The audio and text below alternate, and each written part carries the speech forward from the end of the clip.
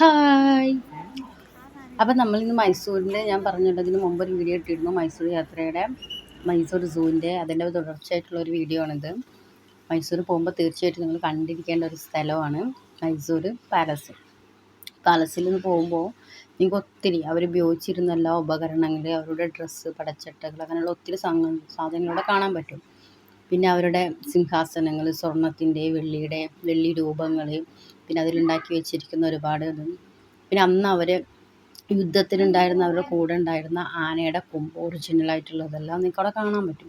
പക്ഷെ ഇതൊന്നുമല്ല എന്നെ അവിടെ അത്ഭുതപ്പെടുന്നത്. അതിൻ്റെ സ്ട്രക്ചർ, അത് ഉണ്ടാക്കി വെച്ചിരിക്കുന്ന രീതി, ആ ഒരു ബിൽഡിങ് അത് ഉണ്ടാക്കി വെച്ചിരിക്കുന്ന അതിൽ ഉപയോഗിച്ചിരിക്കുന്ന പെയിൻറ്റിങ്സ്, ആ പെയിൻറ്റിങ്സ് ആണ് കാണുമ്പോൾ നമുക്ക് എന്തൊരു ഭംഗിയായിട്ടാണ് അവർ പെയിൻറ്റ് ചെയ്തിരിക്കുന്നത്. അത് ഓരോ കളറുകളുടെ ഒരു യോജിപ്പുണ്ടാവുമല്ലോ, നമ്മൾ പറയില്ല, ഇപ്പോൾ ചില കളറുകൾ തമ്മിൽ ചേരുമ്പോൾ ഉണ്ടാകുന്ന ഒരു ഭംഗി, അത്ര മനോഹരമായിട്ടാണ് അവരതിലത് ചെയ്തു വെച്ചിരിക്കുന്നത്. അത് ശരിക്കും നിങ്ങൾക്ക് മനസ്സിലാവണമെങ്കിൽ ഒരു ഉച്ച ടൈമിലൊക്കെ അവിടെ എത്തണം. ആ സമയത്താകുമ്പോൾ സൂര്യപ്രകാശം അങ്ങനെ അടിച്ച് വരുമ്പം ഈ ലൈറ്റിൽ തട്ടിയിട്ട് ഇവർ പെയിൻറ്റ് ചെയ്ത് വെച്ചിരിക്കുന്നതിൻ്റെ തട്ടിയിട്ട് അത് നമുക്ക് റിഫ്ലക്റ്റ് ചെയ്യും.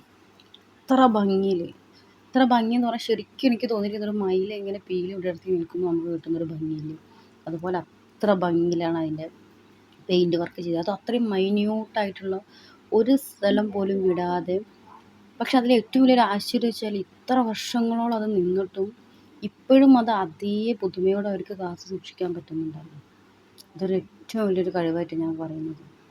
കാരണം നിങ്ങൾ പോയാലും നമുക്ക് പറയാം, നമ്മൾ ഒരു കാര്യത്തെക്കുറിച്ച് എത്ര തന്നെ എക്സ്പ്ലെയിൻ ചെയ്ത് തന്നാലും നമ്മൾ പോയി കാണുന്നൊരു വിഷ്വൽ കണ്ട്, നിങ്ങൾ മേലത്തെ ആ പെയിൻ്റൊക്കെ കണ്ടില്ലേ, അത് ഈ വെളിച്ചമൊക്കെ തട്ടുന്ന സമയത്ത് ആ പെയിൻറ്റിനൊരു ഭംഗിയുണ്ട്. പിന്നെ ഞങ്ങളുടെ കുഞ്ഞുമണി കൂടെ ഉണ്ടായപ്പോൾ കുഞ്ഞുമണിക്ക് അവിടെ കണ്ടപ്പോൾ നിറയെ അവനിങ്ങനെ മുട്ടുകുത്തി നടക്കണമായിരുന്നു. അങ്ങനെ അവൻ്റെ കുറച്ച് കലാപരിപാടികളൊക്കെ കഴിഞ്ഞിട്ടാണ് ഞങ്ങൾ പിന്നെ പുറത്തേക്ക് ഇറങ്ങിയത്. പക്ഷെ അവിടെ നിന്ന് ഇറങ്ങാൻ തോന്നില്ല, അത്രയ്ക്ക് ഭംഗി. നിങ്ങൾ നോക്കൂ, ഈ തൂണിൻ്റെ ഒക്കെ കണ്ടോ, എന്തൊരു ഭംഗിയായിട്ടാണ്. ഇത് കാണുമ്പോൾ തന്നെ നമുക്കൊരു അത്ഭുതമാണോ ക്യൂരിയോസിറ്റി ആണോ എന്താ അറിയില്ല. അപ്പോൾ എല്ലാവരും മൈസൂർ പോകുന്നവരുണ്ടെങ്കിൽ മൈസൂർ പാലസ് കാണാൻ മറക്കരുത്, തീർച്ചയായിട്ടും പോയിട്ട് കാണണം. പിന്നെ എൻ്റെ ചാനൽ സബ്സ്ക്രൈബ് ചെയ്യുക, ലൈക്ക് ചെയ്യുക, ഷെയർ ചെയ്യുക. Thank you, bye bye.